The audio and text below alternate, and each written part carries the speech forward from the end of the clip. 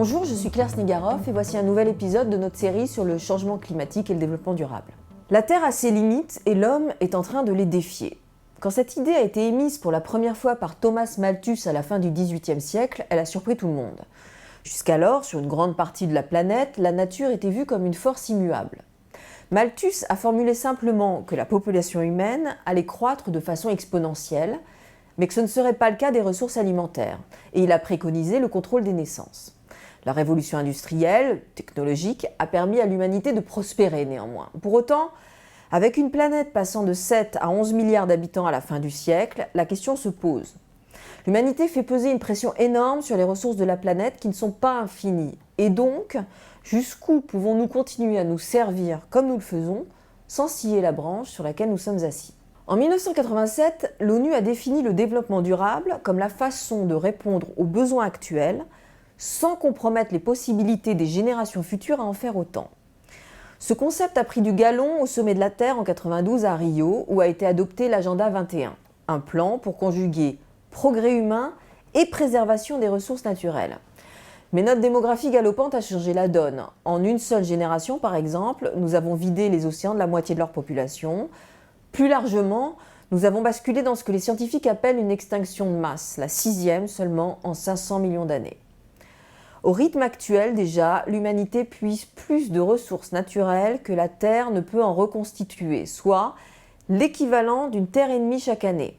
C'est-à-dire que nous coupons les arbres plus vite qu'ils ne poussent. Ou encore, rejetons plus de déchets, et on compte là-dedans les gaz à effet de serre, que la Terre ne peut en absorber. Disons-le autrement, il faut à la Terre 18 mois pour reconstituer ce que nous utilisons en 12 mois. D'ici 2030, dans cette logique, nous aurions besoin d'une deuxième planète Terre de la même taille pour satisfaire nos besoins ou nos désirs. Le problème, bien évidemment, est que nous n'en avons qu'une. L'activité humaine a brutalement mis fin à une période de 11 000 ans de stabilité climatique appelée l'Holocène. La nouvelle époque géologique dans laquelle nous sommes entrés s'appelle l'Anthropocène. Cela signifie que l'homme est devenu l'agent déterminant de la vie sur Terre. En 2009, un groupe de scientifiques a forgé le concept de frontières planétaires. L'idée était de définir 9 limites à ne pas franchir. Et chaque frontière est un composant du système terrestre. Ils sont distincts et en même temps interagissent. Pour 3 d'entre eux, les hommes ont déjà franchi la ligne rouge, essentiellement en raison de leur dépendance aux carburants fossiles et à l'agriculture industrielle à grande échelle.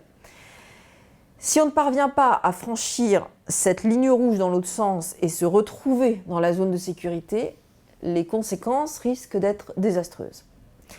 Alors, la première de ces frontières, c'est le changement climatique. Depuis 2 siècles environ, nous brûlons du charbon, du pétrole et du gaz pour produire de la nourriture et nous réchauffer, mais aussi pour nous transporter, produire des biens de toutes sortes, sans oublier le plastique, et plus récemment pour la technologie. En d'autres mots, il est difficile d'imaginer la vie sans ces énergies fossiles. Mais cette énergie abondante a un prix caché terrible qui s'appelle les gaz à effet de serre, qui entraîne le changement climatique. 195 pays sous l'égide de l'ONU négocient un accord pour limiter à 2 degrés ce réchauffement par rapport à l'ère pré-industrielle, ce qui correspond en gros à 1850. Ce seuil est pour les scientifiques ce qui nous sépare d'un avenir très sombre avec des migrations massives, des guerres pour les ressources en eau et des pénuries alimentaires, entre autres. La deuxième frontière concerne la perte de la biodiversité. L'extinction est un processus naturel qui est apparu au même moment que la vie sur Terre. Mais actuellement, les espèces disparaissent à un rythme bien plus rapide. En fait, 100 à 1000 fois plus vite qu'il y a juste un siècle. Les causes sont la surpêche, la déforestation, la pollution des eaux et des sols, et aussi, comme on l'a vu, le changement de la composition chimique de l'atmosphère.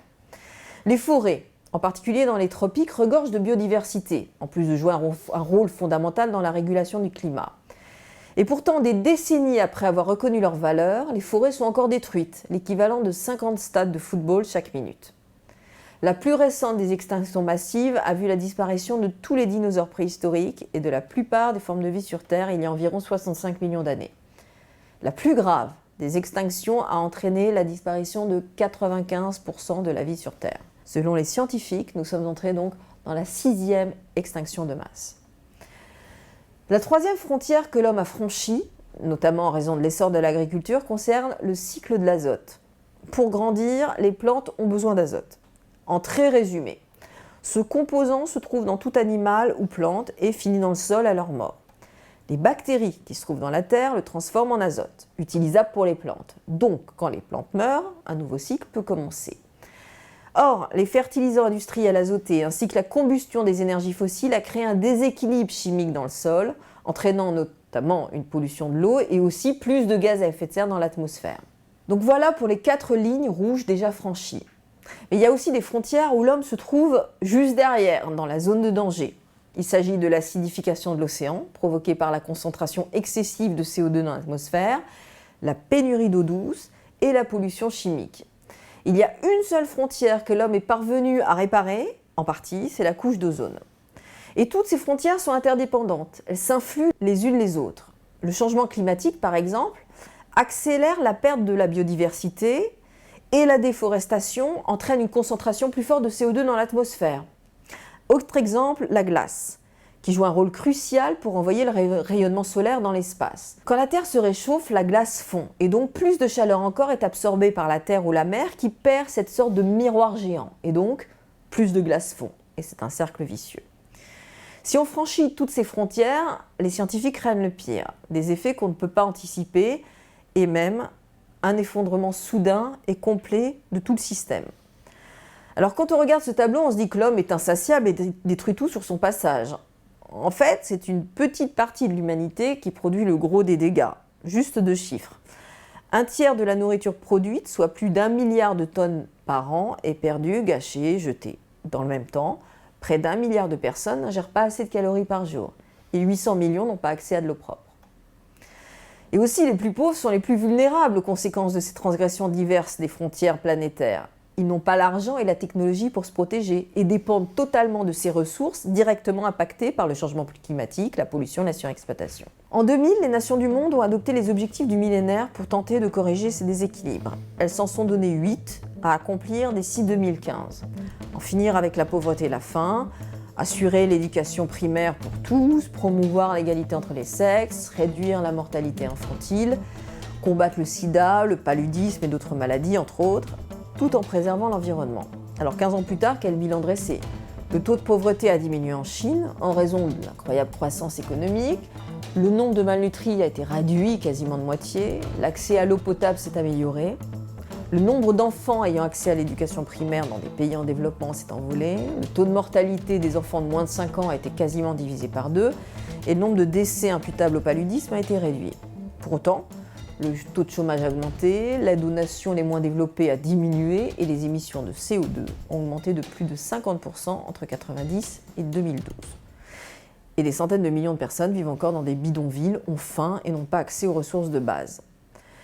Réaliser les objectifs du millénaire dépend largement de l'aide financière des pays riches aux pays pauvres. Mais il y a aussi une contradiction intrinsèque au cœur de cette approche. Elle suppose une croissance continue des économies. Celle-là même qui nous a amenés à franchir les limites dont nous avons parlé plus tôt. Consommation massive, extraction sans limite des ressources naturelles et toute la pollution qui va avec. Et l'émergence d'une classe moyenne dans de nombreux pays en développement, un progrès finalement, est un défi de plus pour la Terre. Ce qui nous ramène à notre premier point. L'humanité peut-elle croître en bonne santé et relativement heureuse sans dépouiller la Terre de ses ressources, l'eau, l'air pur, les animaux, les plantes et un sol arable ? En d'autres mots, est-ce que progrès humain et nature peuvent coexister ? En septembre 2015, les Nations Unies ont adopté 17 objectifs de développement durable afin de trouver ce juste équilibre. Ces nouveaux buts, qui cherchent toujours à éradiquer l'extrême pauvreté, mettent un accent plus important sur l'état de la planète. Ils prévoient donc une consommation et une production plus responsables, une meilleure utilisation des ressources et une réduction de la pollution. Un nouveau défi donc, mais le vrai test sera la capacité à s'engager politiquement, financièrement et certains diront aussi moralement dans un tel changement. Alors finalement, un conseil central sur cette question, c'est la problématique de la tension entre croissance et préservation des ressources est absolument centrale quand on parle d'environnement et en particulier de climat, et c'est une grille de lecture un peu incontournable sur ces questions. Donc comme on l'a vu, les systèmes, les différentes frontières sont interdépendantes et donc quand on étudie ce sujet, il est particulièrement intéressant de penser sa complexité. Alors les points à retenir. Bienvenue dans l'Anthropocène, la nouvelle ère géologique où les impacts les plus importants sur les écosystèmes sont dus aux activités humaines. Nous sommes entrés dans la 6e extinction de masse. Cela signifie que la disparition des 3 millions d'espèces estimées sur Terre a lieu à un rythme 100 voire 1000 fois supérieur à celui en cours il y a un siècle. Troisième point, sur 9 frontières planétaires, nous en avons déjà franchi 3. Changement climatique, la perte de la biodiversité et le déséquilibre du cycle de l'azote. Quatrième point, actuellement nous avons déjà besoin d'une planète et demie pour satisfaire nos besoins chaque année, ce qui signifie qu'il faut 18 mois à la Terre pour remplacer ce que nous consommons en 12.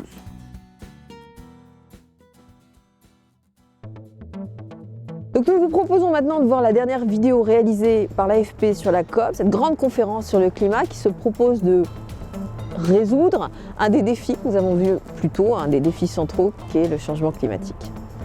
L'image a fait le tour du monde.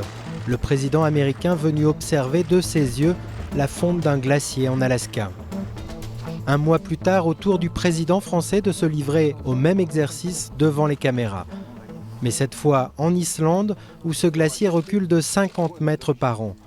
L'objectif est toujours le même, marquer les esprits. Tous les gens que vous voyez, ils viennent voir ce qu'est le réchauffement climatique. Enfin, le but n'est pas d'avoir des touristes du réchauffement climatique. On ne va pas être touristes de notre propre disparition. Fonte accélérée des glaciers, mais aussi hausse de 20 cm du niveau des océans depuis 1900, multiplication des sécheresses, des canicules, des cyclones. Les conséquences du réchauffement climatique n'échappent plus à personne. 2015 pourrait d'ailleurs être l'année la plus chaude jamais enregistrée. Nous avons battu un record une fois de plus. Au cours des 25 dernières années, entre 1990 et 2014, il y a eu une augmentation de 36% du forçage radiatif des gaz à effet de serre. Car c'est justement l'accumulation de ces gaz dans l'atmosphère qui est responsable du réchauffement planétaire. Une hausse de la température moyenne du globe, principalement due aux activités humaines, et qui a déjà atteint 1 degré depuis l'ère pré-industrielle. Limiter ce réchauffement à 2 degrés, voire 1,5, c'est l'objectif numéro 1 de la conférence sur le climat, mais le pari n'est pas gagné d'avance. Lorsqu'on regarde les engagements qui ont été pris par les différents pays, on est au-dessus de ces 2 degrés, on est plutôt à 3 degrés. Alors c'est mieux que les 5 ou 6 degrés catastrophistes que certains entrevoyaient. Mais 3 degrés, ce n'est pas 2 degrés. Et donc, il va falloir améliorer les choses. Pour y arriver, il faudra réduire de 40 à 70% les émissions de gaz à effet de serre d'ici 2050. Un bouleversement de nos habitudes quand on sait que les énergies fossiles, principales émettrices de ces fameux gaz, assurent encore 80% de la production mondiale d'énergie. Et pourtant, à en croire celui qui a obtenu le prix Nobel de la paix en 2007 avec les experts du climat du GIEC, la COP21 pourrait bien être un succès. Il y a une bonne nouvelle, c'est que même si la pollution continue de croître, les ingénieurs et les chefs d'entreprise ont réussi à faire baisser le coût de l'électricité provenant d'énergies renouvelables, à un point où elle est désormais meilleur marché que l'électricité des énergies fossiles, et cela dans une majorité de pays. Autre bonne nouvelle, contrairement au fiasco de la conférence de Copenhague en 2009, Chine et États-Unis, les 2 premiers pollueurs de la planète, affichent désormais leur volonté d'aboutir. Lundi, ils seront près de 150 chefs d'État et de gouvernement à donner le coup d'envoi de la conférence, dans une ambiance marquée par les attaques terroristes à Paris. Résultat des courses attendu le 11 décembre.